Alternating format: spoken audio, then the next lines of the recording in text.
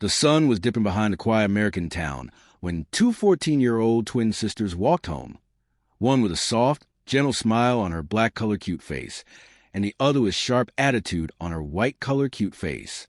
Their hearts were opposite, even though their faces matched in innocence. Suddenly, they noticed an old blind man standing near a broken fence, holding a trembling cane, whispering for help. The rude white-faced sister smirked and scoffed, calling him dramatic, but the kind black-faced sister stepped forward without hesitation. She held his hand gently, guiding him, giving him water with both respect and compassion.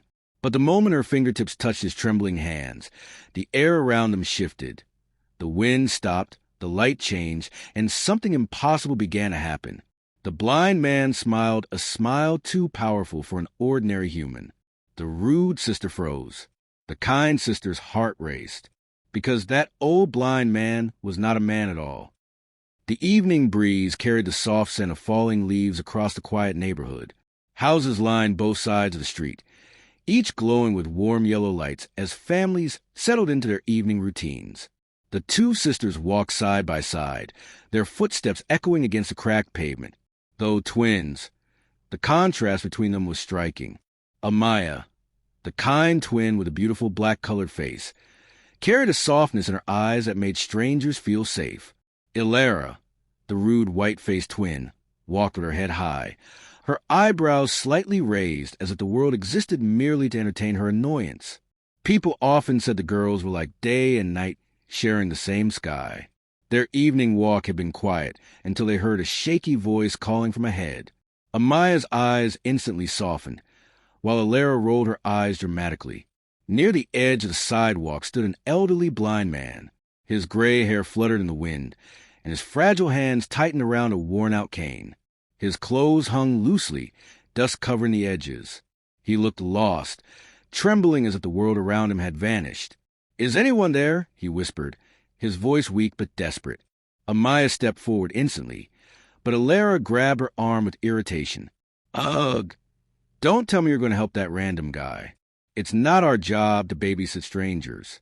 Let's go home." Amaya pulled her arm free. "He needs help. Anyone can see that." Ilara folded her arms, twisting her lips in annoyance. Yeah, Miss Perfect saves the day again."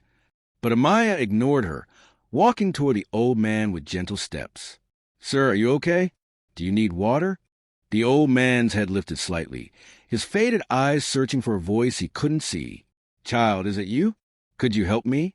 I haven't had water since morning."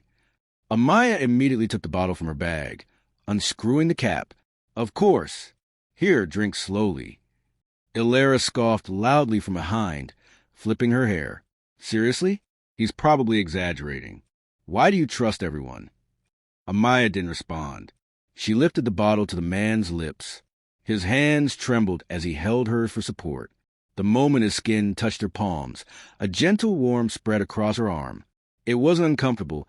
It was calming, like sunlight breaking through clouds. She blinked, confused but not afraid.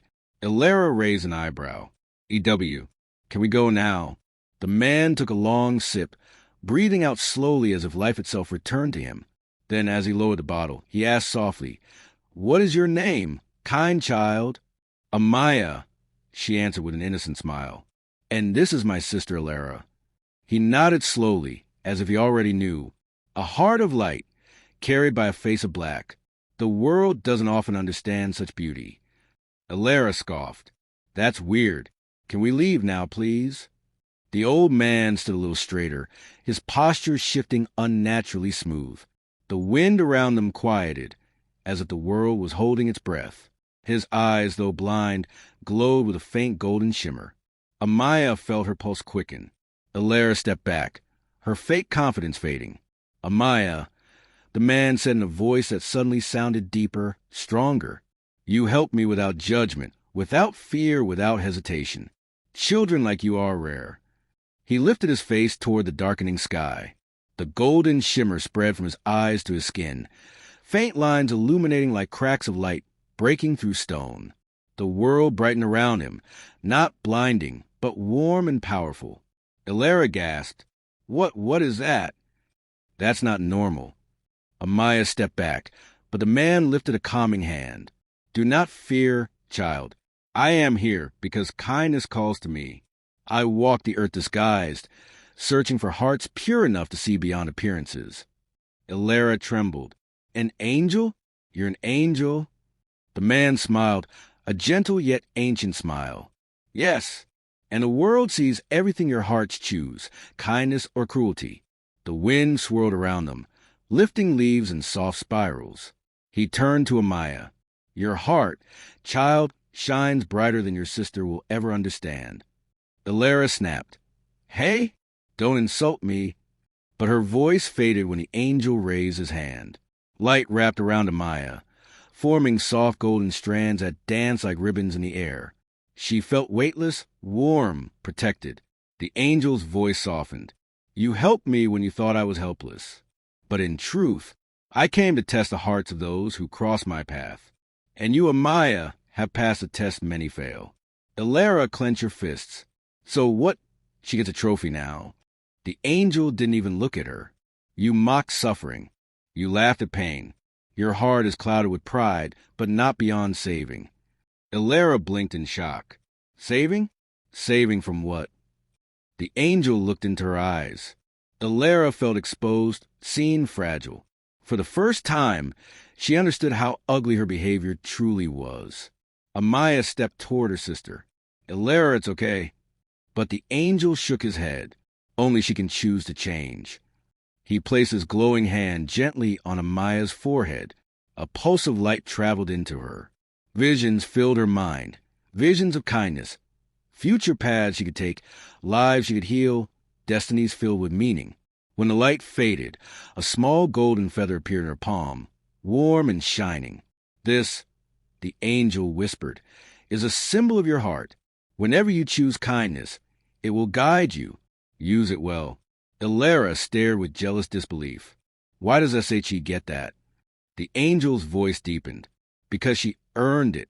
But if you open your heart, if you choose compassion over ego, your path could change too. Tears filled Ilara's eyes. Not from sadness, but from the painful realization of who she had been. Slowly she looked at Amaya. I'm sorry. I didn't know. Amaya embraced her. It's never too late. The angel stepped back, his body dissolving into pure white gold light. Remember, true beauty lives in the heart. And with a final warm smile, he vanished into the night sky, leaving behind a glow that lingered like hope itself. Amaya held the golden feather close. Ilara wiped her tears. And for the first time, the twins walk home together, not as opposites, but as sisters learning to choose kindness. This story reminds us that kindness is the one gift every human can give, no matter their age, color, face, or background. Amaya didn't help the blind man for a reward. She did it because her heart felt the truth. Helping someone in pain is the purest form of humanity. We often judge people without understanding their struggle, just like Ilara judged the old man. But kindness sees what eyes cannot. It sees the heart. And in a world filled with pride, ego, and selfishness, one act of genuine love can create a ripple that changes destinies. The angel revealed a powerful lesson. Rewards are not always physical. Sometimes they are blessings that shape your future. Sometimes they are protection. Sometimes they are opportunities. And sometimes they are transformations within your own soul. Ilara learned that cruelty may look powerful, but it leaves you empty. Kindness may look small, but it makes you worthy of miracles. So treat people with respect, help without expecting anything back, and remember, an act of kindness today might be the reason a miracle finds you tomorrow.